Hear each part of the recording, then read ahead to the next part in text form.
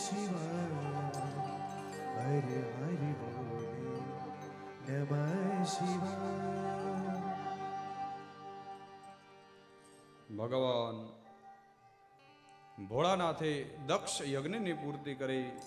વેદવ્યાસ કહે છે,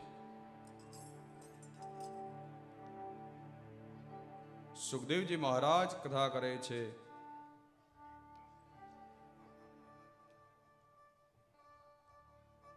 ભાગવતજીમાં ધ્રુવ ચરિત્ર છે. મનુ અને શત્રુપાના પુત્ર પ્રિયવ્રત અને ઉત્તાનપાદ.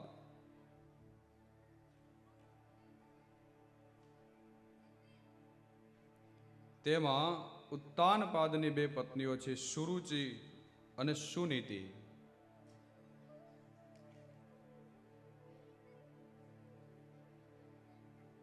અને સુરુચિ અને સુનીતિ એ આપણી પાસે પણ છે. જેમાં સારી એવી રુચિ હોય એ સુરુચિ, જેમાં નીતિ સારી હોય એ સુનીતિ. પણ સુરુચિ કરતા સુનીતિનું સ્થાન શ્રેષ્ઠ છે, ઊંચું છે.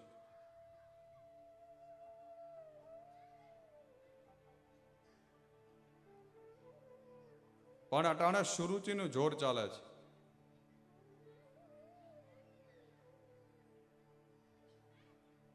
ઘણા ખાવામાં સુરુચિ હોય, દિવસમાં 4 વખત જમતા હોય.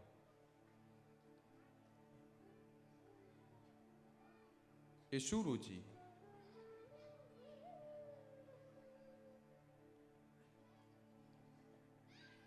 ઘણાની નીતિ સારી હોય, એ સુનીતિ.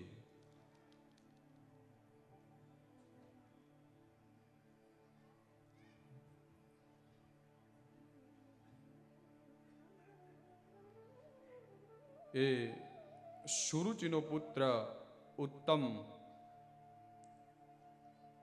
અને સુનીતિના પુત્ર ધ્રુવજી મહારાજ.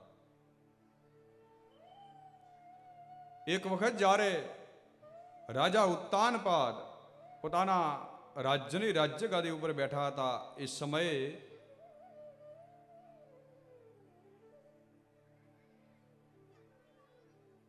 ઉત્તમ અને ધ્રુવ બંને પોતાના પિતાની ગોદમાં જઈ અને બેસવા માટે ઈચ્છે છે.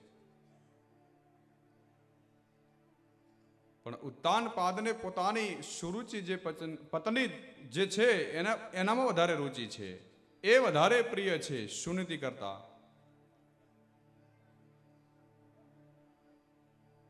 એટલે ઉત્તમનું વધારે રાખે છે અને ધ્રુવજી મહારાજનું થોડું ઓછું.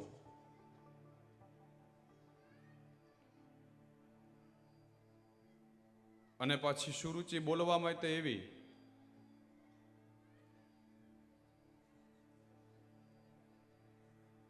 ઘણા બોલવાથી જ કાગડા જેવા હોય.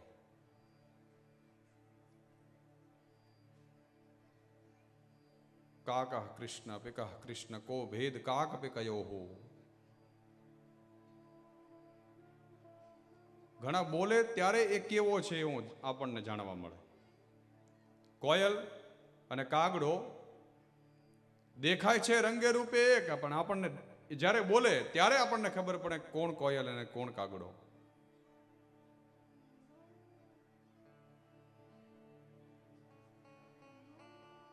એમ સુરુચિ બોલવામાં બહુ ખરાબ છે.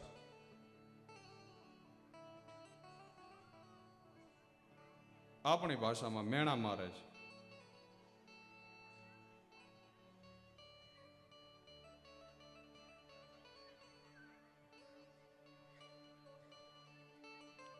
અને ખરાબ સ્વભાવવાળા માણસો સાથે જે શાંતિથી જીવન ગાળતા હોય, હું તો એમને ધન્યવાદ આપું છું.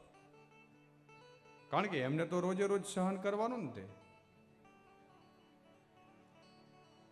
ઘણા તો એવા હોય 24 કલાક તમે દેખો તો ક્રોધે ભરાયેલા જ હોય, ક્યારે આનંદમાં હોય જ નહીં.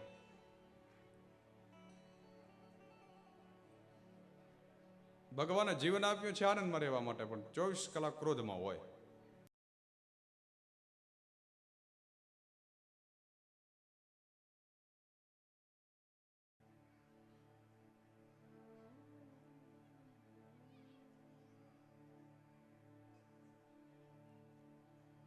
ક્રોધ એ પાપનું મૂળ છે. ક્રોધ લોભાત વિનશ્યતે. ક્રોધ અને લોભથી જીવન નષ્ટ થઈ જાય.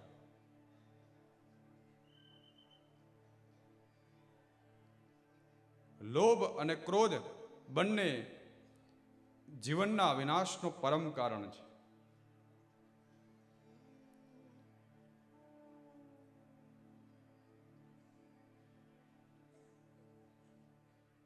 લોભે એટલો જ જવાબદાર છે ક્રોધની સાથે.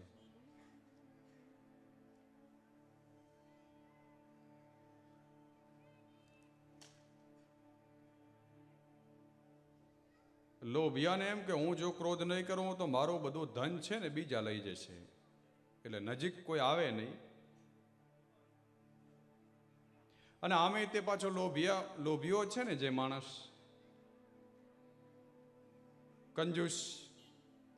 કંજૂસ જેવો કોઈ ઉદાર નહીં. કારણ કે આખી જિંદગી ભેગું કરે અને પછી જ્યારે જાય આ ધરાધામ છોડીને ત્યારે બીજાના માટે મૂકતો જાય. એ પોતે તો એનો ઉપભોગ ન કરી શકે, એ પોતે તો ન વાપરી શકે, પણ બીજાના માટે છોડતો જાય અહીંયા. એટલે એના જેવો ઉદાર કોઈ ખરો? બધી સંપત્તિ અહીંયા મૂકીને જાય. એટલે આપણે જ્યાં ને ત્યાં કઈ સંપત્તિને વેડફી નથી દેવાની, પણ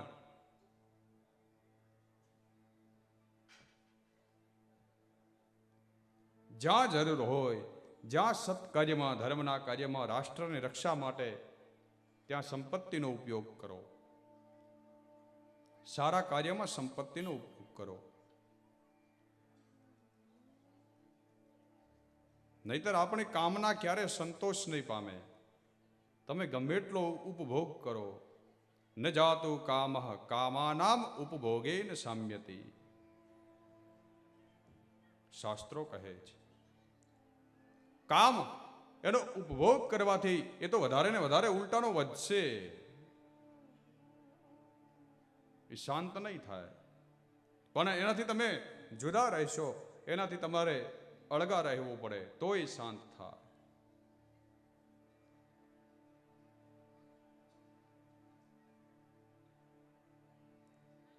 એમ જીવનમાં સુરુચિ કરતા વધારે સુનીતિનું મહત્વ હોવું જોઈએ.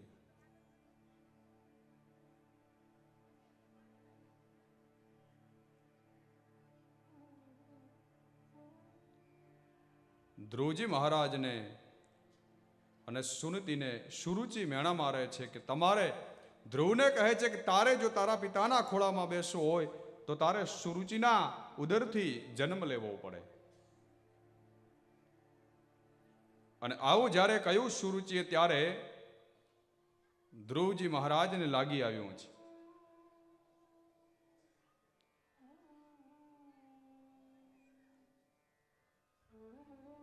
અને 5 વર્ષના ધ્રુવજી મહારાજને લાગી આવ્યું અને ઘર છોડી અને વનમાં જવાનો વિચાર કર્યો. ધ્રુવજી મહારાજ એ વચનને ન સાંભળી શક્યા સુરુચિના, અને વનમાં જઈ નારાયણનું ધ્યાન કરવા લાગ્યા. ત્યારે ધ્રુવજીની પાસે દેવર્ષિ નારદ આવે છે. દેવર્ષિ નારદ કહે છે કે તમ 12 અક્ષરી જે મહામંત્ર છે ઓમ નમો ભગવતે વાસુદેવાય, એનો તારે જપ કરવાનો, નારાયણના તને દર્શન થશે. અને 5 વર્ષનો એ બાળક ભગવાન નારાયણનો જપ કરવા લાગ્યો. જપ કરતા કરતા 6 મહિના વીત્યા. ભગવાન નારાયણ ધ્રુવજીની સમક્ષ ચતુર્ભુજ રૂપમાં પ્રગટ થયા. ત્યારે એ ચતુર્ભુજ રૂપધારી ભગવાન નારાયણની ધ્રુવજી મહારાજ સ્તુતિ કરે છે. વેદવ્યાસ લખે છે યોંતઃ પ્રવેશ્ય મમ વાચમિમાં પ્રસુપ્તાં સંજીવયત્યખિલ શક્તિધર સ્વધામ્ના અન્યાશ્ચ હસ્તચરણ શ્રવણત્વગાદિન પ્રાણાન્નમો ભગવતે પુરુષાય તુભ્યમ એકસ્ત્વમેવ ભગવન નિદમાત્મશક્ત્યા માયાખ્ય યોર્ગુણયા મહદાદ્યશેષમ સૃષ્ટ્વાનુવેશ્ય પુરુષસ્તદસદ્ગુણેષુ નાનેવ દારુષુ વિભાવશવત વિભાસે. ભગવાનની સ્તુતિ કરી યોંતઃ પ્રવિશ્ય મમ વાચમિમામ પ્રસુપ્તા.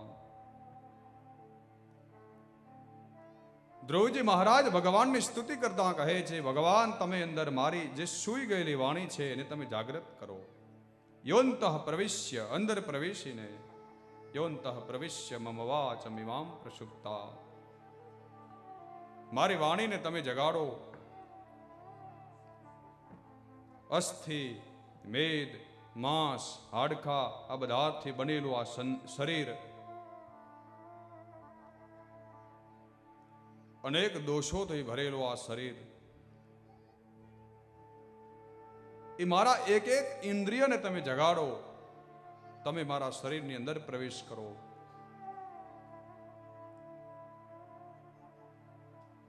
કારણ કે તમે તો પરમ શક્તિના ધામ છો. શક્તિધર સ્વધામના પોતાની નિજ જ્યોતિથી કાયમને માટે દિવ્યમાન રહો છો.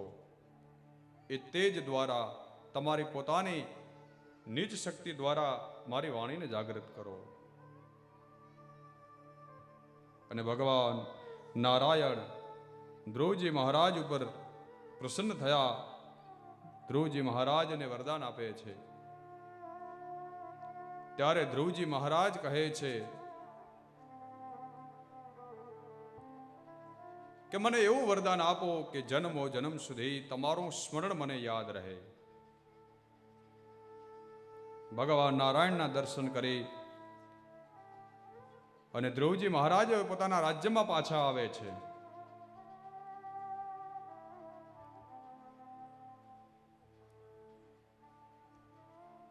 કેટલો સમય થયો એટલે અહીંયા સુરુચિને પણ દુઃખ થયું કે મેં એક બાળકનું હૃદયને ઠેસ પહોંચાડી. ઉત્તાનપાદ રાજાને થયું કે મારો નાનો એવો બાળક ઘર છોડી માના વેણના કારણે વનમાં જતો રહ્યો. સુનીતિ પોતાના બાળકને યાદ કરીને રડે છે. અને ધ્રુવજી મહારાજ વનમાંથી હવે પાછા પોતાના રાજ્યમાં પોતાના ઘરે પાછા આવે છે. અહીંયા ઉત્તાનપાદના રાજ્યમાં સમાચાર મળ્યા કે ધ્રુવજી મહારાજ વધારી રહ્યા છે. ત્યાં તો સૌ આખું રાજ્ય ભેગું મળે ધ્રુવજી મહારાજની સ્વાગત કરવા માટે ત્યાં ઉભા છે.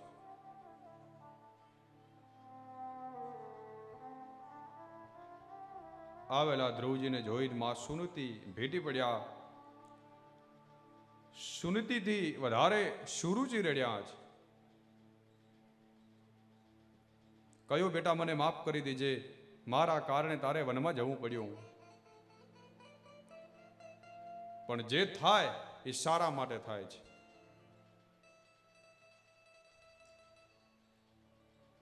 કારણ કે સુરુચિના વેણને સાંભળી અને ધ્રુવજી મહારાજ જંગલમાં ગયા અને વનમાં ગયા એટલા માટે આજે નારાયણના દર્શન થયા છે.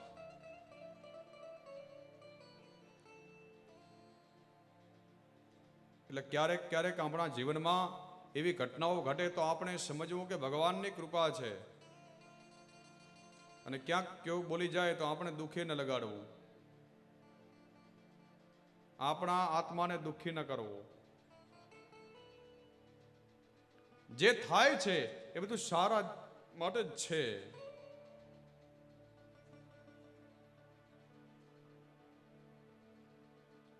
ભગવાન ક્યારે કોઈનું ખોટું કરતા નથી. ખોટા આપણે છીએ. ખોટો આપણે કરીએ ને સારું આપણે કરીએ. સુખી આપણે થઈએ, દુખી આપણે પોતે હાથે જ તે થઈએ. એટલે આપણે આગળ વાત કરી હતી ને, સુખસ્ય દુઃખસ્ય કોપી ન દાતા. સુખ અને દુઃખના કોઈ દાતા નથી, આપણે પોતે જ છીએ. દુઃખ પણ આપણે પોતે ઊભું કરીએ છીએ, સુખ પણ આપણે પોતે ઊભું કરીએ છીએ. જે થાય એ સારા માટે થાય છે એવું જાણવું જોઈએ. ભગવાન તો કરુણાના અવતાર છે. કરુણા અવતારમ સંસાર સારમ.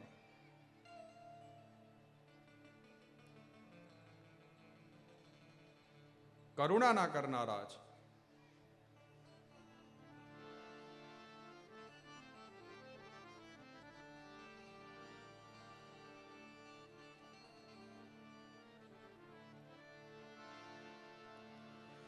હે કરુણાના કરનારા, તારી કરુણાનો કોઈ પાર નથી. હે કરુણાના કરનારા, તારી કરુણાનો કોઈ પાર નથી. હે મારા સંકટના હરનારા, તારી કરુણાનો કોઈ પાર નથી. મેં પાપ કર્યા છે, હું ભૂલ્યો તારી સેવા. મેં પાપ કર્યા છે, હું ભૂલ્યો તારી સેવા. એ પાપોને ભૂલનારા, તારી કરુણાનો કોઈ પાર નથી. એ પાપોને ભૂલનારા, તારી કરુણાનો કોઈ પાર નથી. હે કરુણાના કરનારા, ભગવાન પાસે માત્ર કરુણા છે. કરુણાનો અવતાર છે. એટલે ભગવાન ક્યારેય કોઈનું ખોટું કરે નહીં. અને જીવનમાં ક્યારેક કોઈ ખોટું કાર્ય થઈ જાય, ખોટું કરીએ અને ખોટું થાય તો એ આપણા કારણે જ તે ઊભું થયું છે એમ સમજવું. નહીતર તો ઘણા ભગવાનને દોષ આપે.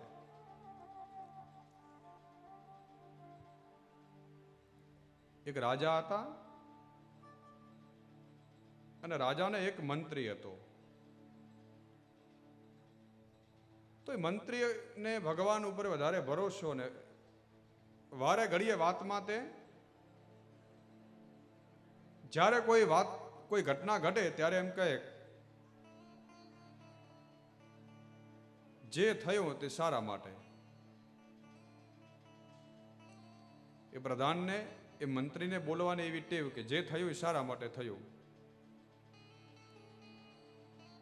હવે બન્યું એવું, એક દિવસ રાજાનો દીકરો રાજકુમાર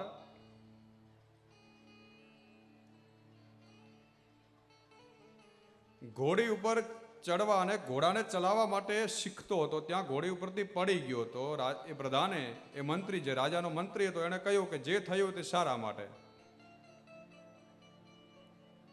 રાજાએ કહ્યું કે એલા મંત્રી, તું મારો દીકરો પડી ગયો ને એમ કહે છે કે જે થયું તે સારા માટે?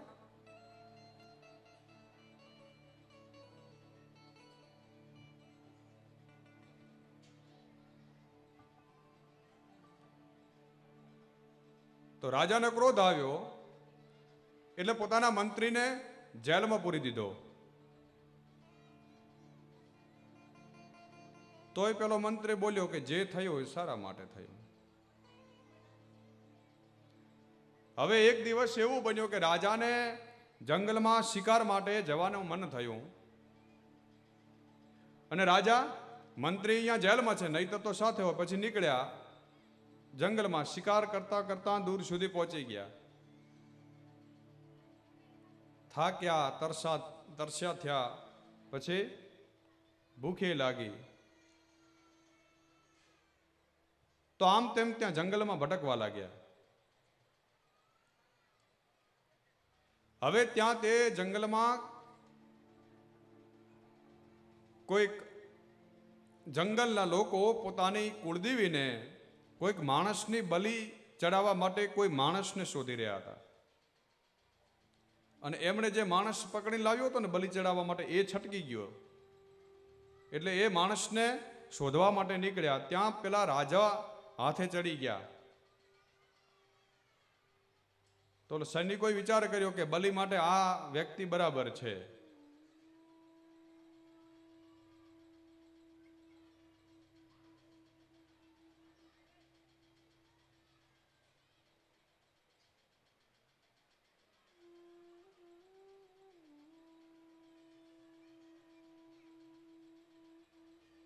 માફ કરશો, જે રાજકુમાર જે પડી ગયા ને,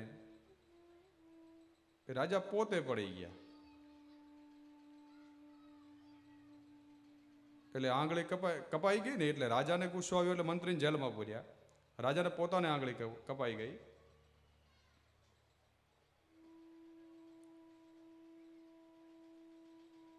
રાજા હવે ત્યાં બેઠા હતા, એટલે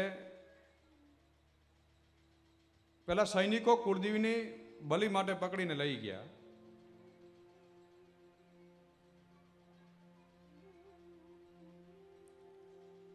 જ્યાં પેલા લોકો રાજાને લઈ જઈ અને જ્યાં બલિ ચડાવવા માટે તૈયાર થયા, ત્યાં જોયો કે ઓ, રાજાને તો એક આંગળી કપાયેલી છે, એટલે ખંડિત છે.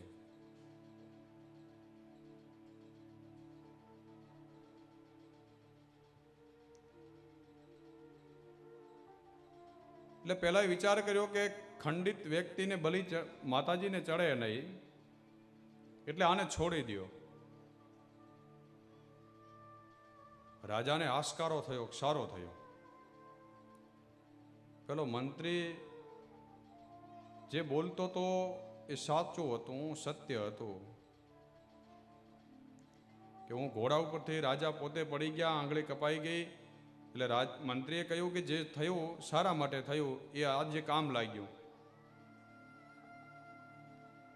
રાજા પોતાના રાજ્યમાં પાછા આવ્યા ત્યારે પેલા મંત્રીને મળ્યા કે ભાઈ, તું જે કહેતો તો એ સત્ય હતું, સાચી વાત છે.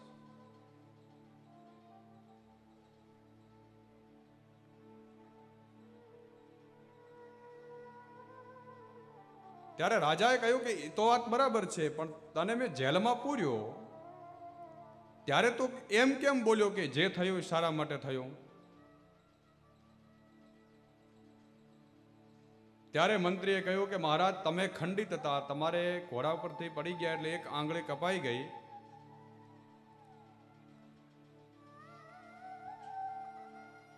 હું જેલમાં તમે મને પૂર્યો એટલે સારો થયો, એટલા માટે હું કહું છું કે જો તમે મને જેલમાં ના પૂર્યો હોત તો હું તમારી સાથે હોત.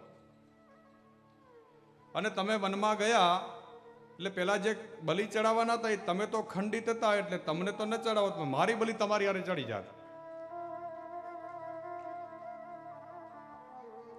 એટલે તમે મને જેલમાં પૂર્યો એ સારું થયું, હું બચી ગયો અને તમે બચી ગયા.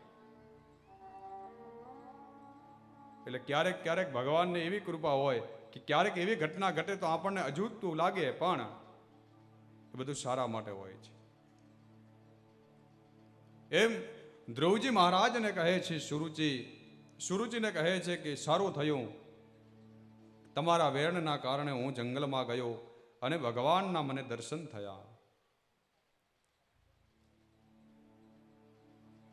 એવા પરમ શક્તિ ભગવાન, પરમ તેજોમય ભગવાનના મને દર્શન થયા. પછી તો ધ્રુવજી મહારાજનું સન્માન કર્યું.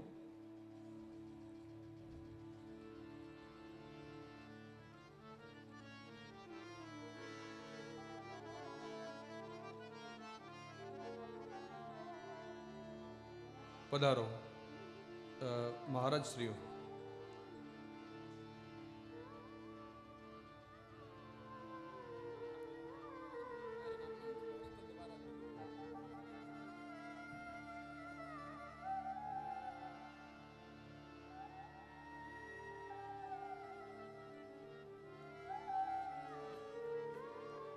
સ્વામિનારાયણ સંપ્રદાયના પૂજ્ય ઉત્તમ પ્રિયદાસજી મહારાજ વધાર્યા છે, તો પોથી પૂજન માટે પૂજ્ય સ્વામીજીના ચરણોમાં વંદન છે. હરે રામ હરે રામ રામ રામ હરે હરે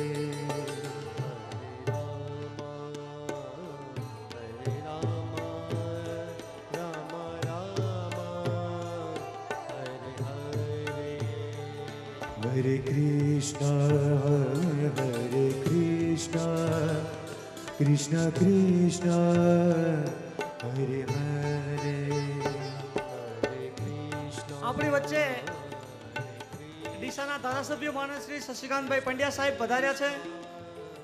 આપ સૌ એમનું હાર્દિક હાર્દિક સ્વાગત કરીએ છીએ. આપણે બધા પોથી પૂજન માટે માનનીય શ્રી શશિકાંતભાઈ પંડ્યા સાહેબને પણ પધારવા માટે વિનંતી કરું છું.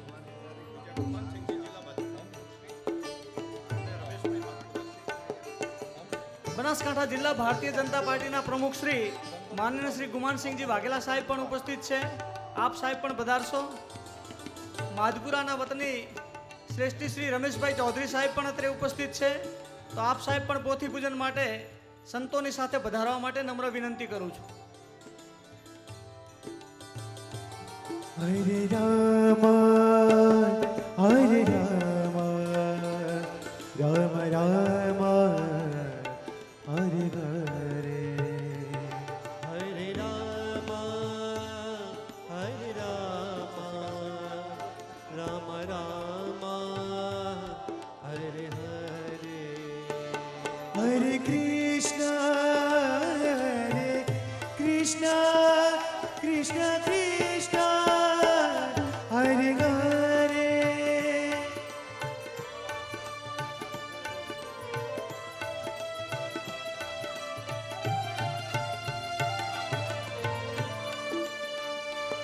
हरे राम राम राम हरे हरे हरे राम राम राम हरे हरे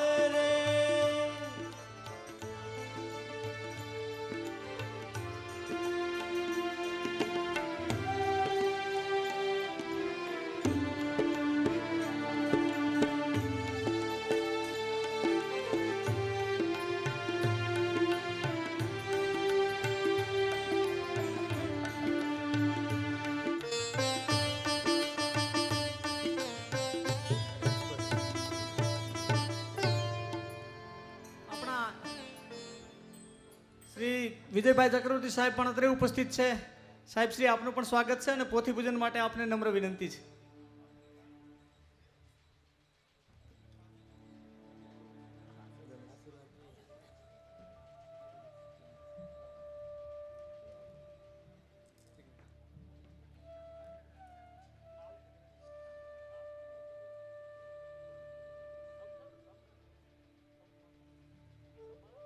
આજે એકાદશીના પવિત્ર દિવસે ભાગવત કથાના શ્રવણ માટે પધારેલા આપ સૌ ધર્મબંધુઓ, ભગીનીઓ, બહેનો, માતાઓ સૌનું હાર્દિક હાર્દિક સ્વાગત છે. ભગવાનનું શ્રવણ અને કીર્તન જ્યાં સાંભળવાનું મળતું હોય એનાથી સારી જગ્યા આ દુનિયામાં કોઈ નથી એવી હજારો વર્ષની ઋષિમુનિઓએ તપશ્ચર્યા કર્યા પછી સાબિત કર્યું છે. તો આજે એ જગ્યાના આપણે બધા સાક્ષી છીએ.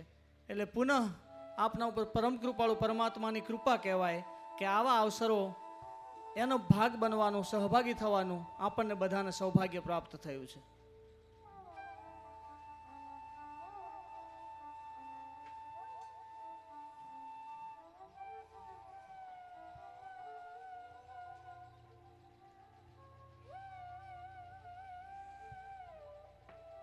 અને એમાંય આજનો દિવસ તો વિશેષ આનંદનો દિવસ છે.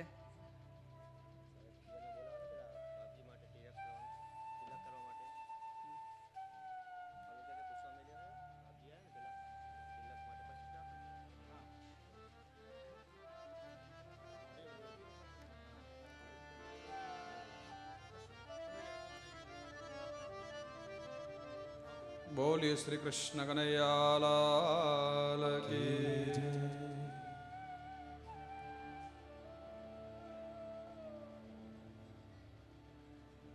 પ્રજાપતેર્દોહિતરં શિશુમારસ્ય વૈ ધ્રુવઃ ઉપયે મે ભ્રમિં નામ તત્સુતૌ કલ્પવત્સરૌ ઇલાયામપી ભાર્યાયાં વાયો પુત્ર્યાં મહાબલઃ પુત્રમુત્કલમામાણં યૌષિત રત્નમજીજના. ભગવાન નારાયણના દર્શન થયા. ધ્રુવજી મહારાજને પછી રાજ્ય મળ્યું. હજારો હજારો વર્ષ સુધી ધ્રુવજી મહારાજે તે રાજ્યનું રાજ્ય કર્યું છે.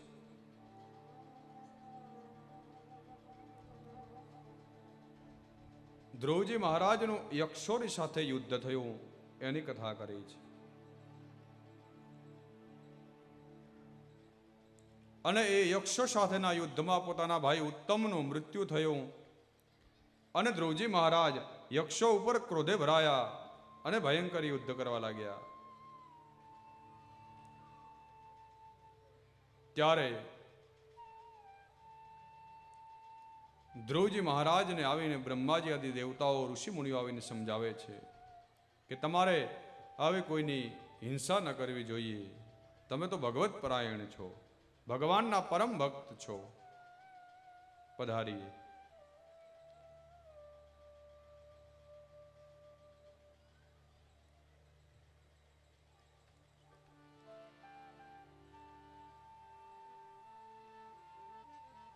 વેદવ્યાસ શ્રીમદ ભાગવતમાં લખતા કહે છે કે રાજા વેનની કથા આવે છે. હવે કહે છે કે એ વંશમાં વેન એટલો બધો દુષ્ટ રાજા થયો છે કે પ્રજાને હેરાન કરે છે, લોકોને રંજાડે છે. રાજા પોતાના રાજ્યનો વેન જ્યારથી રાજા બન્યો છે ત્યારથી પ્રજા બહુ દુઃખી થઈ છે. અને પ્રજાને દુઃખી જોઈ અને ઋષિ મુનિઓ રાજા વેન ઉપર ક્રોધે ભરાયા છે. જ્યારથી રાજા વેન બન્યો તે વખતેથી પોતાના રાજ્યમાં વર્ષા નથી આવતી, વૃક્ષો પર ફળ ફૂલ નથી આવતા. બહુ દુષ્ટ રાજા થયો.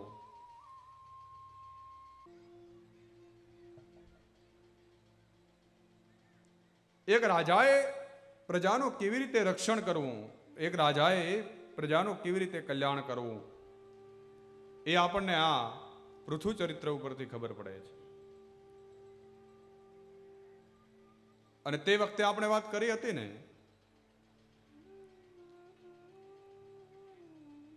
ત્યારે રાજા અત્યારે નેતા જે તે પ્રદેશના રાજા સ્વરૂપે છે. જે પ્રદેશના જે નેતા હોય તે પ્રદેશના એ રાજા છે અને એ નેતાએ એ લોકોનું કલ્યાણ કરવાનું છે.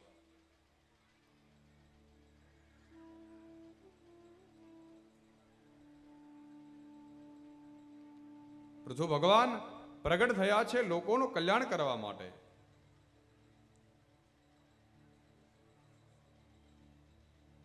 ત્યારે રાજાશાહી હતી ને અટાણે લોકશાહી છે.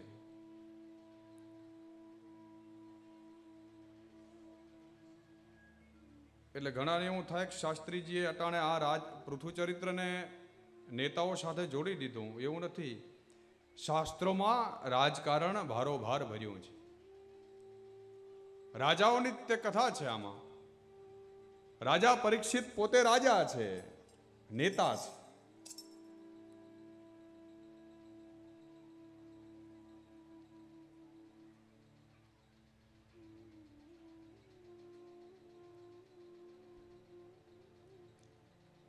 એટલે રાજા એ નેતા છે. એ વખતે રાજ્ય શાસન હતો, રાજાઓ હતા. એટલે રાજકારણ અને ધર્મ જુદો નથી. રાજકારણમાં ધર્મ હોવો જોઈએ.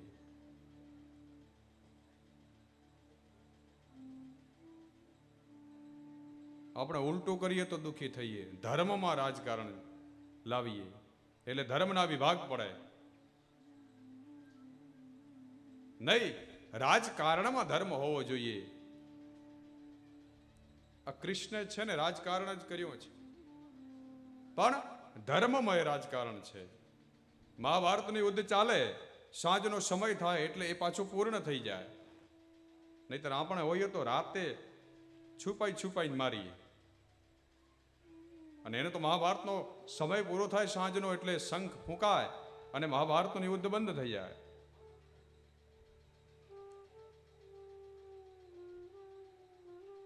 લડતા તો પણ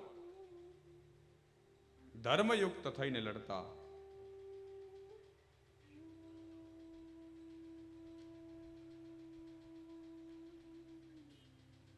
શ્રી કૃષ્ણ વિજ્ઞાની પણ છે, શ્રી કૃષ્ણ રાજકારણીય છે, શ્રી કૃષ્ણને એ પણ પોતે માયાવી પણ છે, એ અવતારી પણ છે,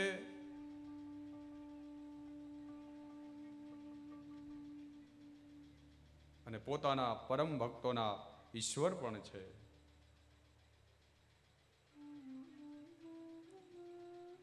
આપણને એવું લાગે કે અર્જુનના સારથી કેમ બન્યા? તો જ્યારે મહાભારતનું યુદ્ધ ચાલતો હતો એ સમયે એક રાત્રે ભગવાન મધ્યરાત્રિએ પોતાના કક્ષમાંથી, પોતાની છાવણીમાંથી બહાર નીકળ્યા છે. જો ભગવાન પોતાના ભક્તો માટે કેવું કાર્ય કરે છે.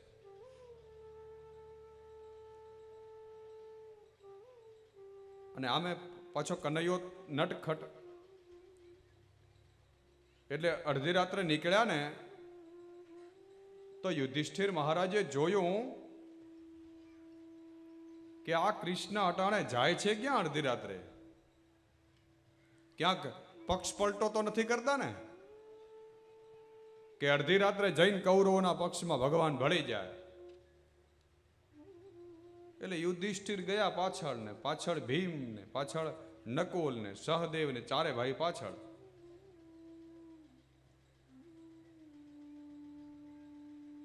પણ ભગવાન દ્વારકાધીશ અર્જુનના કક્ષમાં ગયા છે.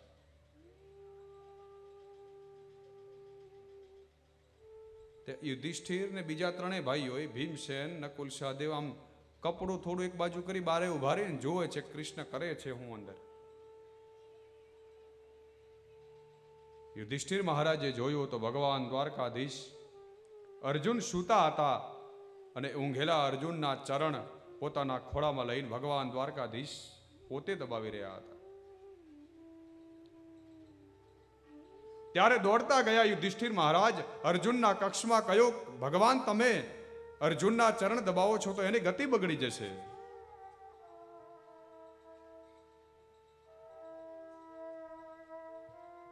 અને ત્યારે ભગવાનને યુધિષ્ઠિર મહારાજ કહે છે કે અડધી રાત્રિ થઈ, તમે હજી સૂતા નથી? અડધી રાત્રે આવી તમે અર્જુનના ચરણ દબાવો છો, પગ દબાવો છો? ત્યારે ભગવાન દ્વારકાધીશ કહે છે કે મહારાજ આ બાજુ જઈ તમે અર્જુન સૂતા છે, દિવસે ભયંકર યુદ્ધ કર્યું એટલે ગાઢ નિંદ્રા આવી છે, ખબર નથી શું થઈ રહ્યું છે.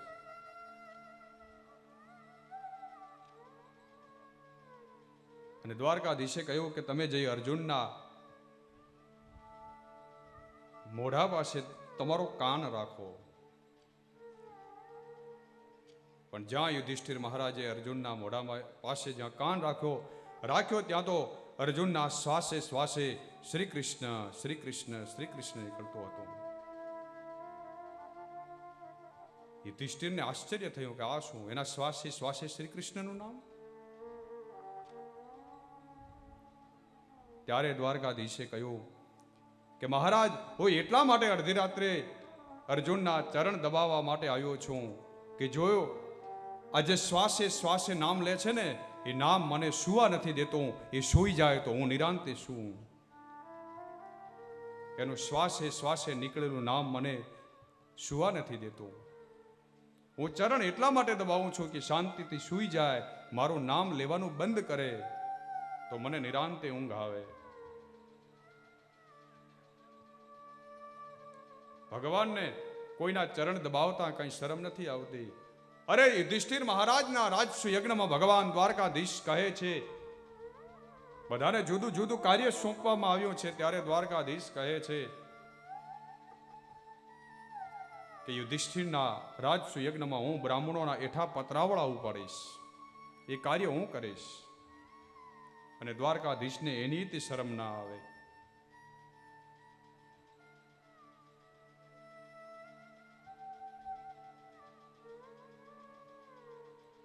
એટલે ભગવાન ભક્તો માટે આવે. અને ભક્ત માટે તો ભગવાન ગમે તે કાર્ય કરવા માટે તૈયાર છે. પણ આપણે એને બોલાવીએ તો આપણે ક્યાં સમય કાઢીએ છીએ એના માટે? એ તો ક્યારનો વાટ જોઈ અને મંદિરમાં બેઠો છે, ક્યારે આવે, ક્યારે એ મને બોલાવે.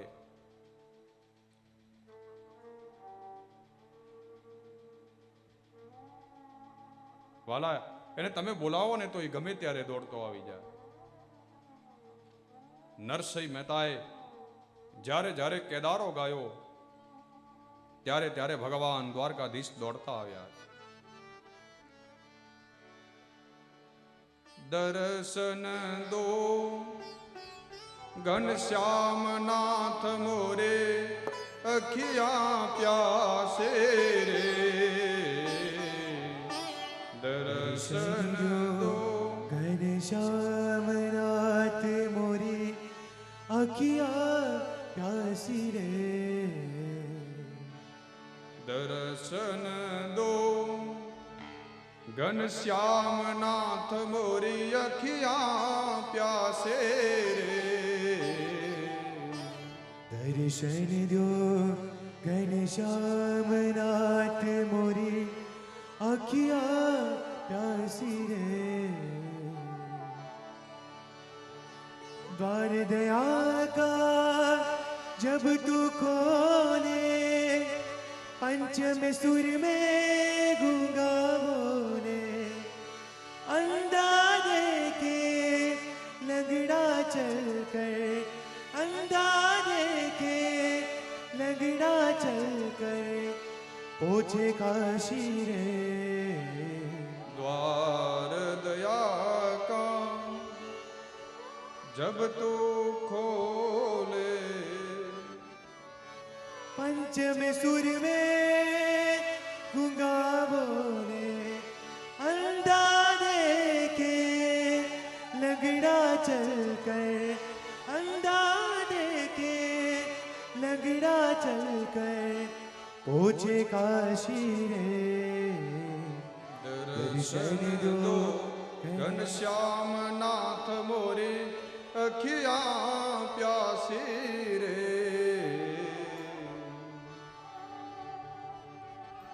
પણ એના માટે આપણે આંખો તરસી હોવી જોઈએ, ત્યારે એ આવે. નરસિંહને તો વચન હતું, ગમે ત્યારે કેદારો ગાઈશ ત્યારે હું દોડતો આવીશ.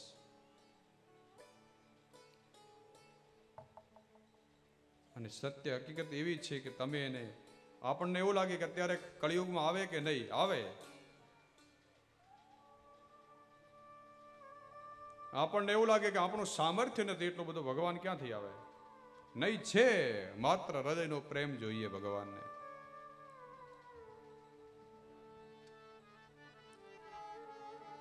પાંત્રીસ વર્ષની પહેલાની સત્ય ઘટના દક્ષિણ ભારતની. અને 35 વર્ષ એટલે કળિયુગ જ નથી.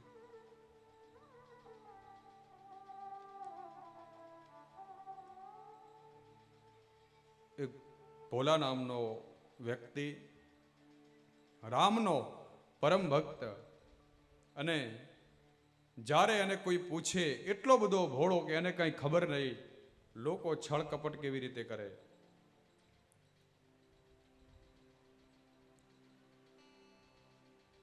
અને જે કોઈ પણ વાત એને પૂછે ભોલાને, ત્યારે એમ કહે કે રઘુનાથજી જાણે, રઘુનાથ જાણે. આખા ગામને ખબર કે આ ભોળો બહુ ભોળો છે.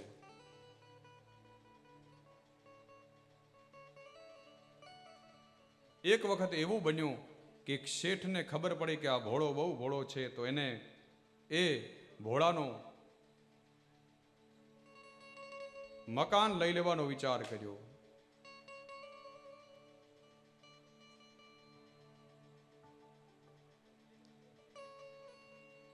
અને ભોળાને એવું બિચારાને બન્યું કે એને પોતાના છોકરાના લગ્ન,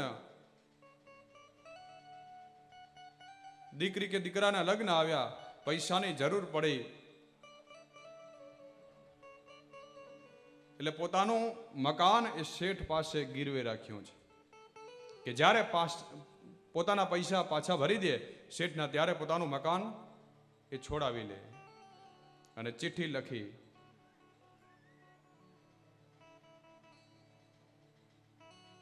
એ શેઠે ભોળાની સહી કરાવી, અને એ ભોળાની સહી કરાવેલી ચિઠ્ઠી પોતાના ચોપડામાં મૂકી શેઠે અને ઘરે ગયા. લગ્ન પછી કેટલોક સમય થયો એટલે ભોળાએ શેઠના પૈસા બધા ભરી દીધા, પણ આ વખતે શેઠે એક જૂઠી પરચી બનાવી, જૂઠી ચિઠ્ઠી બનાવી.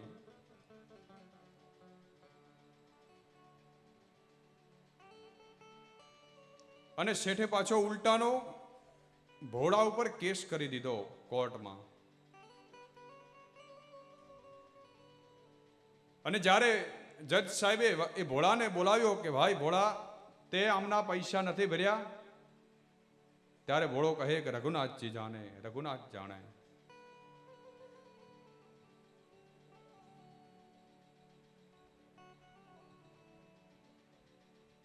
ત્યારે ભોળાને કહ્યું કે ભાઈ તે પૈસા ભરી દીધા છે, એના કોઈ સાક્ષી છે ખરા? ત્યારે પણ ભોળો કહે રઘુનાથજી જાણે. તો જજને એમ કે આ રઘુનાથ કોઈ વ્યક્તિ હશે ગામનો. ત્યારે જજે કહ્યું કે જાઓ રઘુનાથ નામના વ્યક્તિને ગામમાંથી લઈ આવો. અને પોલીસ ગઈ આખા ગામમાં. હવે રઘુનાથ હોય તો મળે ને, છે નહીં ગામમાં, ક્યાંથી આવે રઘુનાથ? ત્યાં ફરતા ફરતા પોલીસ વાળા ત્યાં રામજી મંદિરે આવ્યા અને પૂજારીને ચિઠ્ઠી આપી, ભાઈ આ વ્યક્તિ છે ખરા ગામમાં? અને પૂજારીને બધી ખબર કે આ ભોળો કેટલો ભોળો છે અને ભગવાનનો કેવો ભક્ત છે. અને સમજી ગયો, એને પોલીસ વાળા પાસેથી ચિઠ્ઠી લીધી, હા તમે જાઓ, એ વ્યક્તિ ત્યાં પહોંચી જશે. અને પોલીસ ગઈ ત્યારે એ પૂજારીએ ભગવાનના ચરણોમાં ચિઠ્ઠી ધરી રામજીની મૂર્તિ આગળ કહ્યું, ભગવાન તારો ભક્ત આજે ફસાયો છે, એની તારે જરૂર છે. શિવરંજની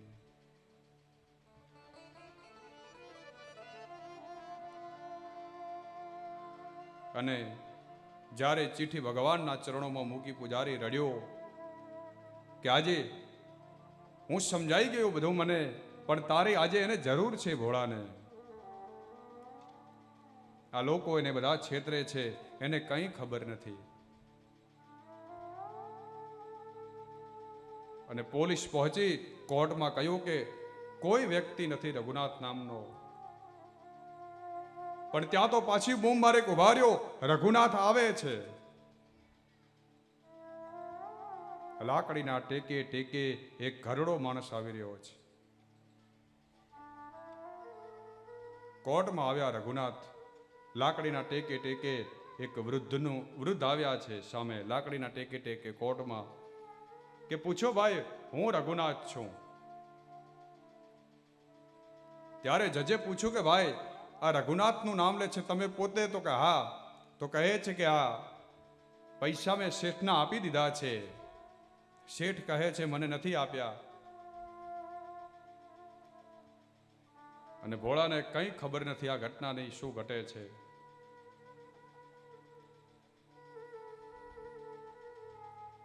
ત્યારે રઘુનાથે કહ્યું, એક વૃદ્ધ એ દાદાએ લાકડીના ટેકે જે આવ્યા એમણે કહ્યું કે હા, હું સાક્ષી છું, એ ભોળાએ પૈસા ભરી દીધા છે. તો કે કેવી રીતે માનીએ અમે? જજ કહે તો કે શેઠની જે અલમારી છે, તે તિજોરી છે, એનું જે આ પુસ્તક પડ્યું છે ને, પુસ્તકના પાનાના ઉપર ચિઠ્ઠી પડી છે, સત્ય જે છે એ આ ખોટી ચિઠ્ઠી બનાવી છે શેઠે. ત્યારે જજે પોલીસને મોકલી શેઠના ઘરે. પુસ્તક લઈ આવ્યા, ચિઠ્ઠી નીકળી. ભોળાને છોડી મૂક્યો. શેઠને ઉલટાની સજા થઈ. પણ જ્યાં જજ પોતાના કક્ષમાં ગયા, પોતાની રૂમમાં ગયા, ત્યાં ભોળાને બોલાવ્યો. ત્યારે જજે પૂછ્યું ભોળાને કે ભોળા, એક કોણ હતું? રઘુનાથ નામનો વ્યક્તિ તો ગામમાં કોઈ છે નહીં, તો પછી હતું કોણ?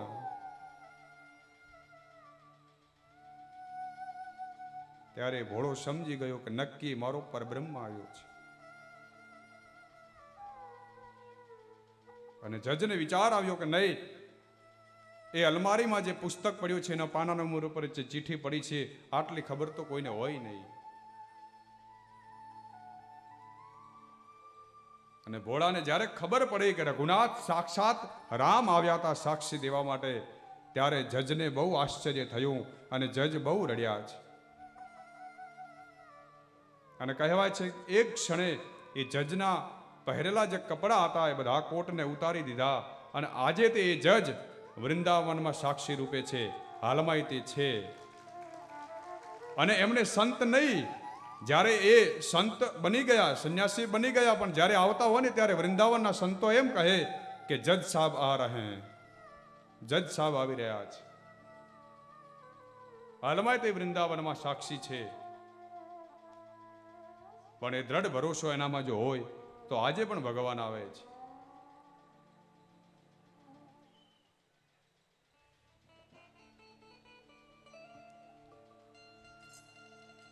એવા પરમાત્મા, એવા ભગવાન શ્રી કૃષ્ણ દયાળુ રાજા વેનના શરીરનું મંથન કર્યું, પૃથુ મહારાજનું ચરિત્રનું વર્ણન કર્યું છે.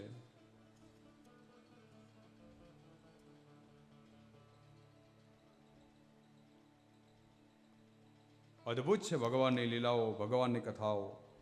પૃથુ મહારાજે પ્રજાનું રક્ષણ કર્યું અને બંદીજનોએ ભગવાન પૃથુની સ્તુતિ કરી. પછી તો પૃથુ મહારાજે પૃથ્વીનું દોહન કર્યું અને અનેકાનેક ઔષધિઓ પૃથ્વીનું દોહન કરી અને મેળવી છે. જ્યાં સુધી પૃથુ મહારાજ રાજા રહ્યા ત્યાં સુધી સમયસર વરસાદ થતો રહ્યો છે, સમયસર નદીઓ વહેતી રહી છે.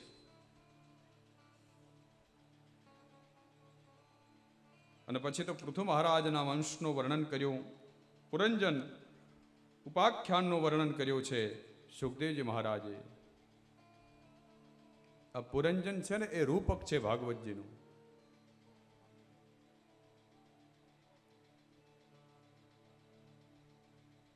બહુ અદ્ભુત છે પુરંજન. આ ચરિત્રો આપણા માટે છે. સાધુઓ માટે ઉપદેશ ન હોય, સાધુઓ ઉપદેશ આપે.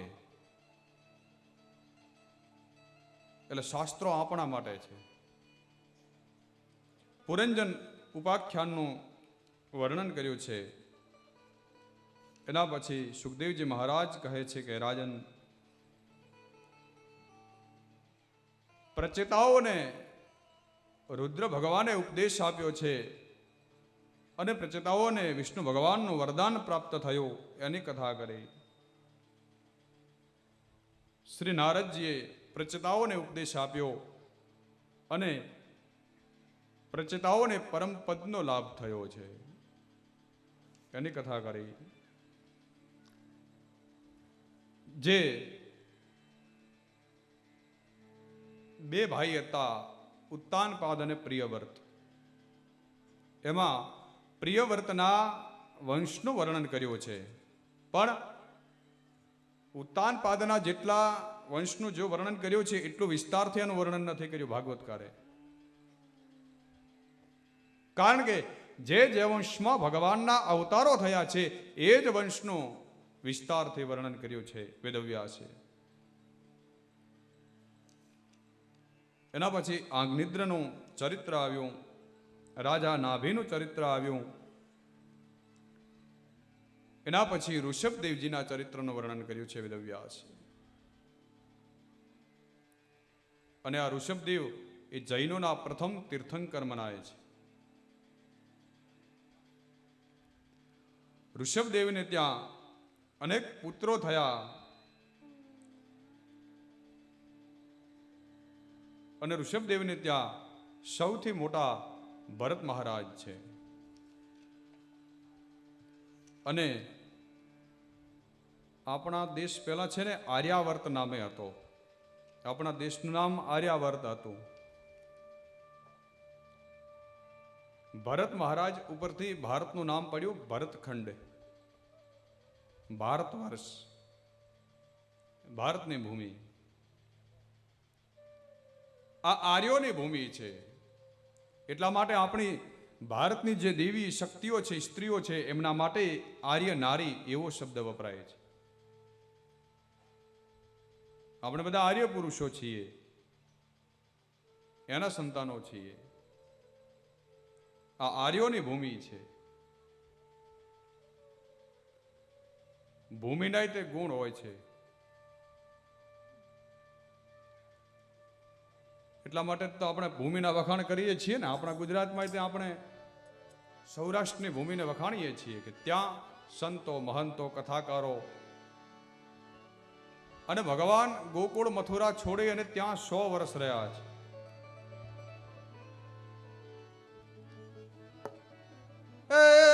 કાઠિયાવાડમાં કોક દી ભૂલો પડતો ભગવાન,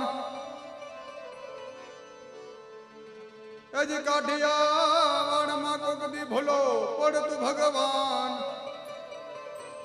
એ તારા એવા કરો સન્માન, તને સ્વર્ગ ભૂલાવું શામળા.